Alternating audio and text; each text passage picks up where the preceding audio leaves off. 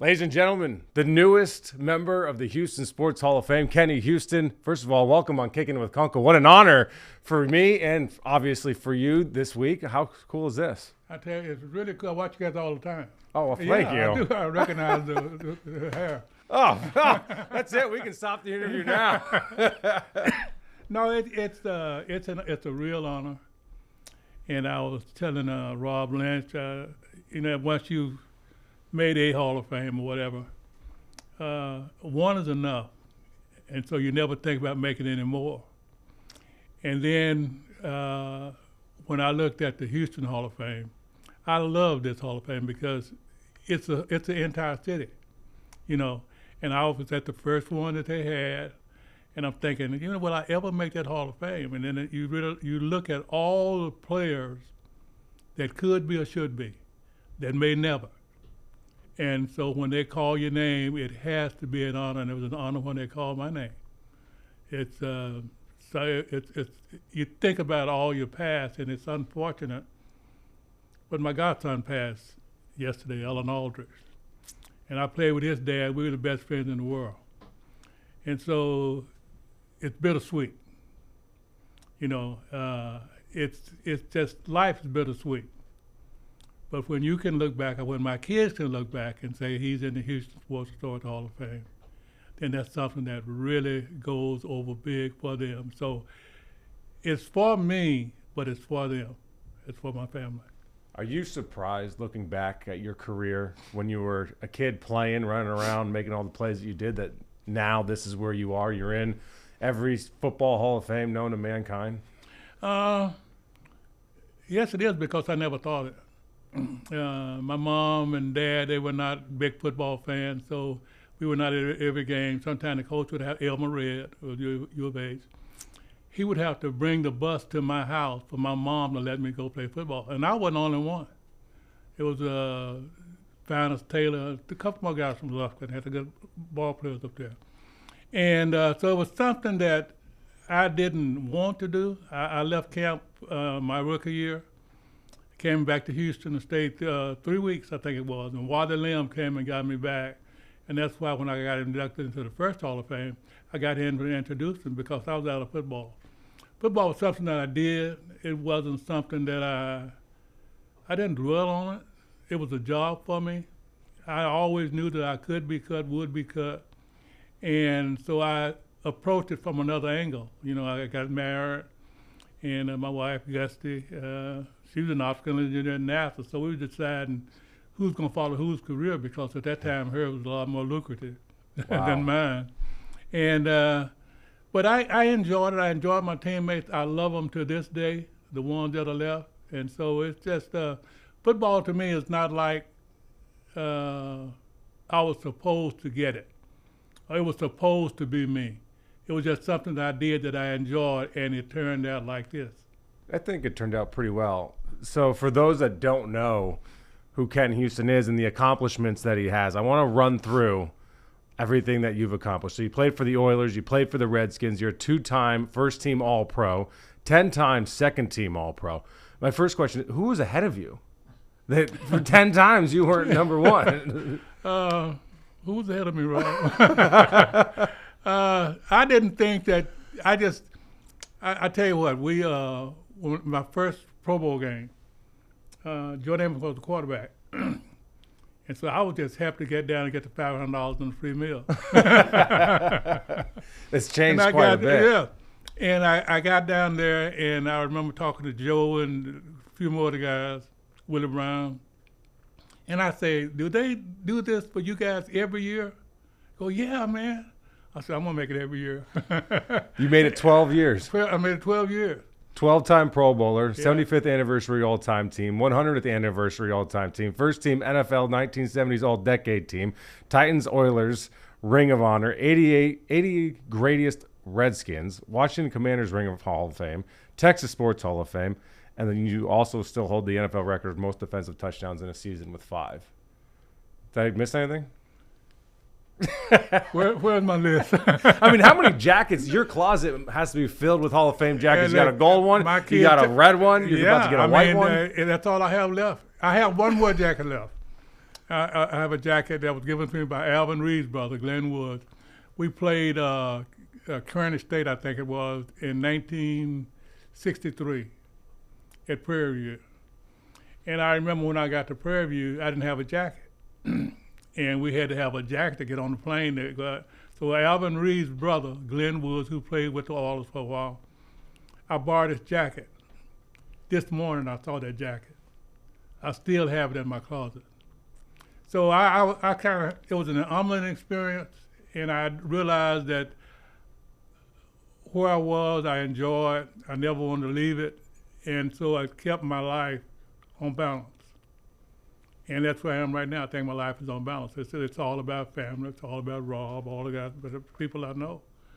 So it's just, it wasn't something that I was supposed to do. It was just something that I did, and I took it from that standpoint. What's the most special Hall of Fame that you're? I mean, there's the Pro Football Hall of Fame that gets all the recognition, but we were talking prior to starting that this Houston one means a lot to you. Why is that? Well, when you look at the Hall of Fame, it's a broad cut across America.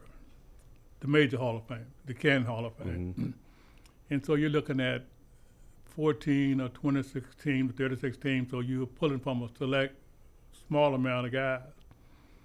And so you say, well, he was here at this period of time, it's no longer going on and stuff like that. And then when you get to Houston, I remember the first one was, I think, A.J. Fort. And I came to that and I saw A.J. Fort, and then I looked over and I saw George Foreman. I said, man, you can never make this thing. And then I really thought about it. And I said, you know, maybe in a lifetime, not in my lifetime, but my kids might live to see it, but it'll never happen in my lifetime. And I've been pulling every year. Then the last year, Warren Moon was elected, Earl Campbell. Mm-hmm. And I love Earl. I don't know, is Brazil in here? He's not in here? Okay, Robert, sorry.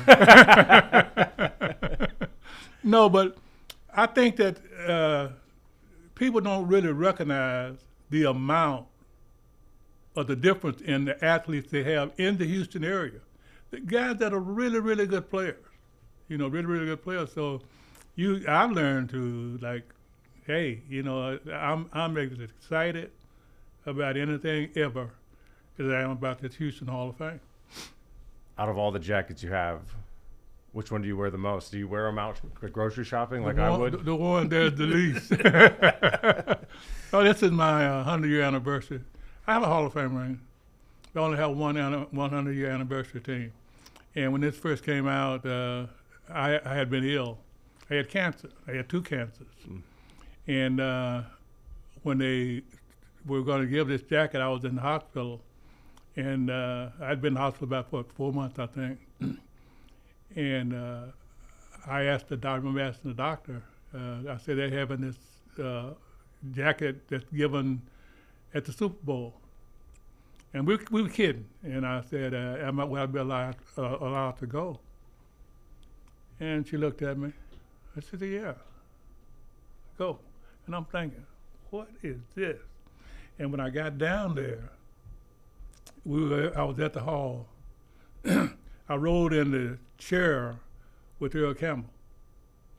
He's from Tyler, I'm from Lufkin. So we thought it was just the East Texas thing. You know what I mean? That's what it was. But I thank God that I was given a chance to be honored by people other than myself who selected me. They looked and said, he's worthy. And so it's not that I was that good. I'm just worthy. I'm worthy by the people's choice. I mean, anybody that knows the game has you in the very top of strong safeties of all time. Do you think you're the greatest strong safety of all time? I'm thinking so hard because I'm trying to think about the second guy.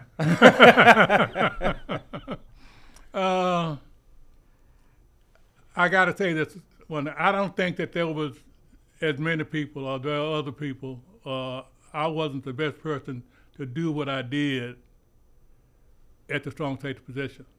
I was tall, I was fast, I was durable, I was everything you wanted from a strong safety. I could move out and cover the wide guy. You know, I could cover short. I could cover wide receivers.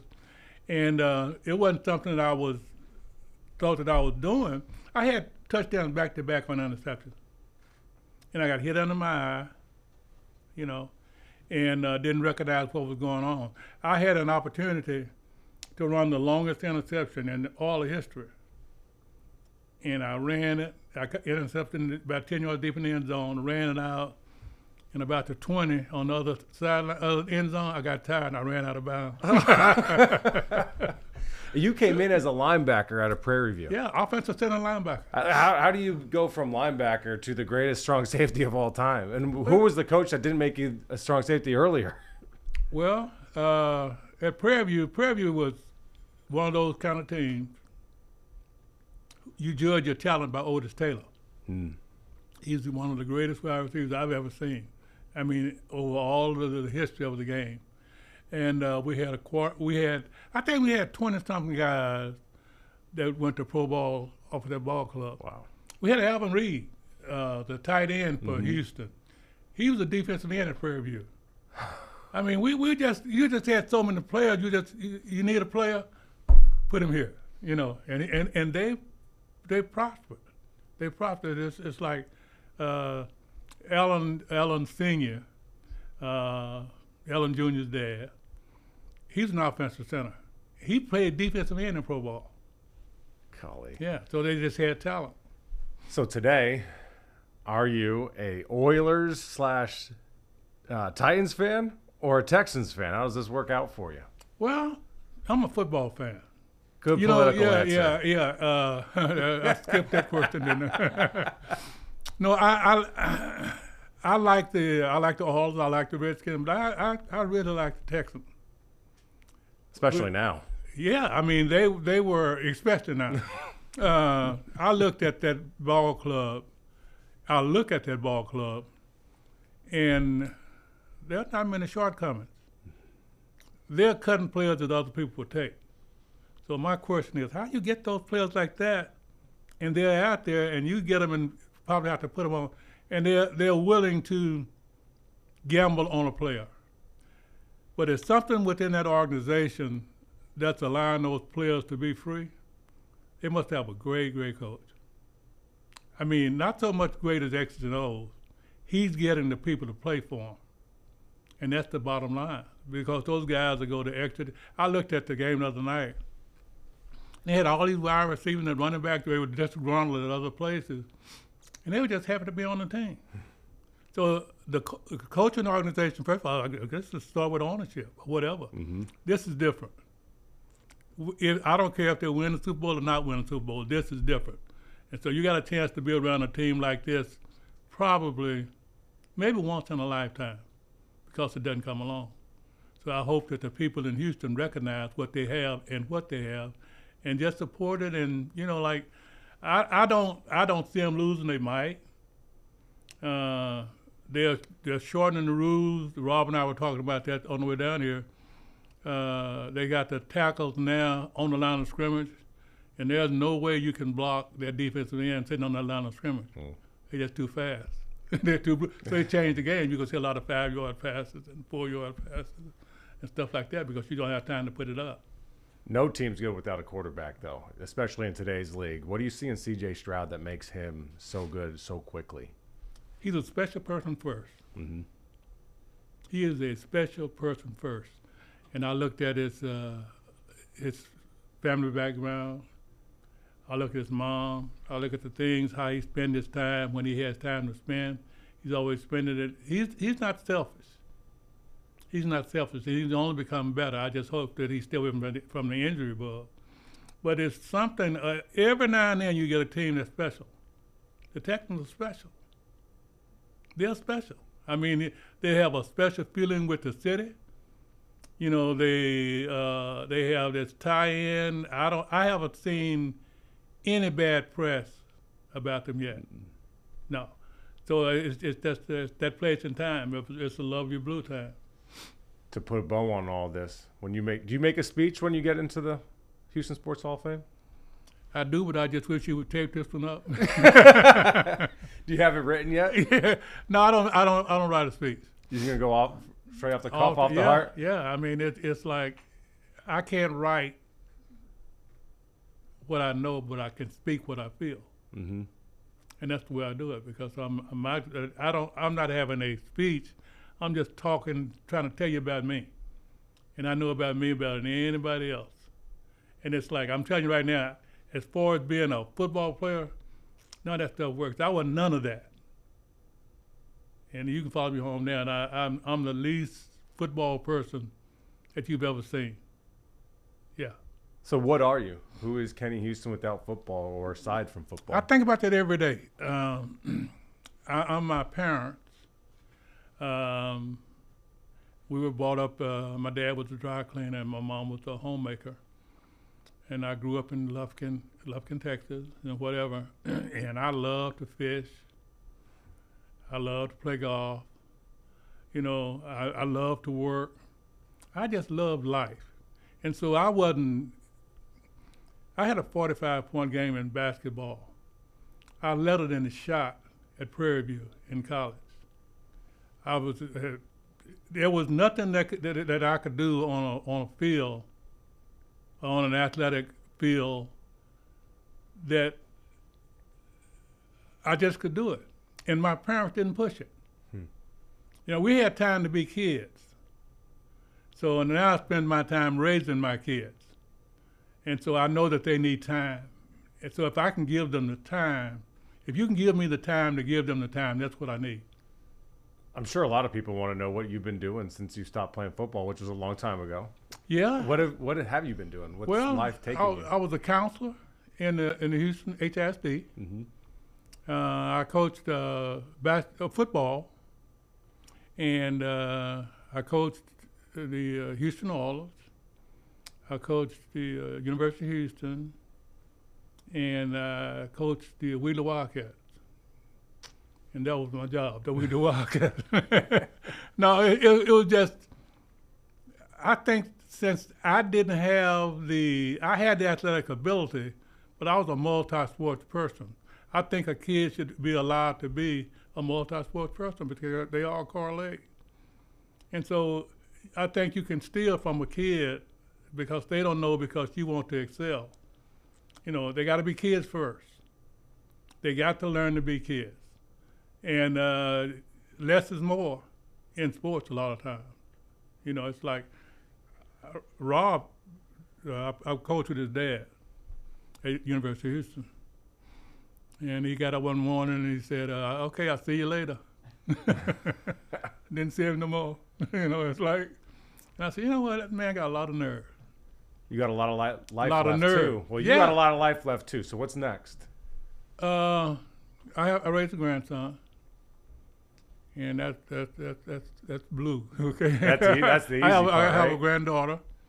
My son is staying with me. My daughter's next door.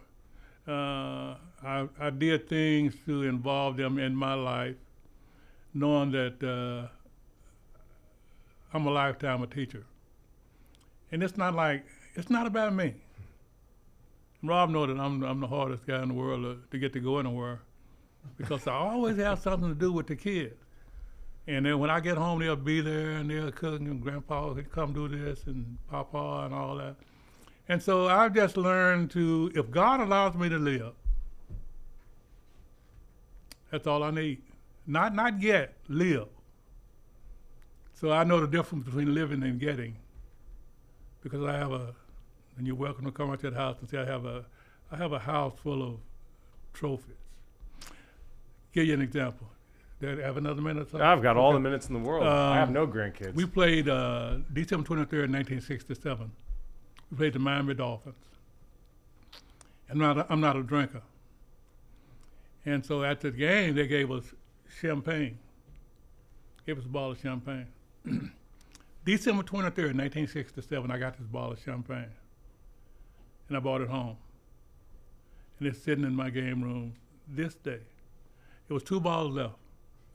I had one, and Garland Boyette had one. Garland Boyette passed away, a teammate of mine.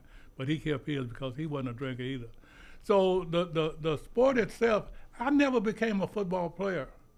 Whatever a football player is, I don't understand what that is. You know, somebody teach you how to back up, teach you how to play, teach you how to do this. So I've always, maybe I said this earlier, I was brought up in the church. Mm-hmm. So on Sunday mornings, I would go over, that's what I lived in Sunnyside. I would go to church, sing in the church choir while I'm playing pro ball, and then go to the Astronaut. Yeah. And stood up and play. So this has never been about, this was a gift. It is not my gift. It was a gift. It was a gift so I could sit here this morning and tell you this story. So this football is dangerous. So I have to be, and especially since I'm at the end of life, I was talking to Rob this morning. We have a friend of mine, a friend of ours, in Limborne. And he suffering from dementia. Mm. And Lim was my player. You know, I mean, these guys have real lives, real love, and that's how we are so in love with each other in the locker room, because we pay the same price. And it's not that a price that everybody wants to earn. You know, you see it, but we're no different. I am no different. It's like I recognize your hair on you, and I don't know when I'm doing this. And so I watch sports stories too. Yeah, I do. I watch life just like I watch everything. I watch your story. I just do that. You know, but that's what I do. What does your relationship with the Lord mean to you that you go to church and sing before you go to the Astrodome and play in an NFL game? What has that relationship meant to you for the rest of your life? Well, I remember when that's all we had. You know, I was before they had, we were playing on plowed, we played football on a plowed field and whatever. And so sports was so far down the list, you did your work first. Mm. And so when we had the seasons, and if a parent wanted you to work that day instead of go play sports, that's what you did. And the coaches understood that. And so, you know, like, I could get the same exercise digging a roll that I could lifting a weight. But I got other experiences with that. You know, and so it just, I got a chance to understand what life is. You know, life is just not catching the ball, throwing the ball, kicking the ball, or whatever. Life is living, and living is not easy. It is not easy. Playing football is not easy. I'm crippled right now because of football. Mm-hmm. Yeah, I'm crippled. I was telling Robert one, I was chasing a piece of bone in my leg. And I don't want to go get a cut. You know, so it's something that I think that I'll probably put up for this. Kids should have more time. Because if you don't have more time at home, you have coaches teaching your kids. And coaches is about winning football. It's not about that. That's a gift. Wow. You want to add anything else about the Houston Sports Hall of Fame or anything in life? You got more stories than I know what to ask about.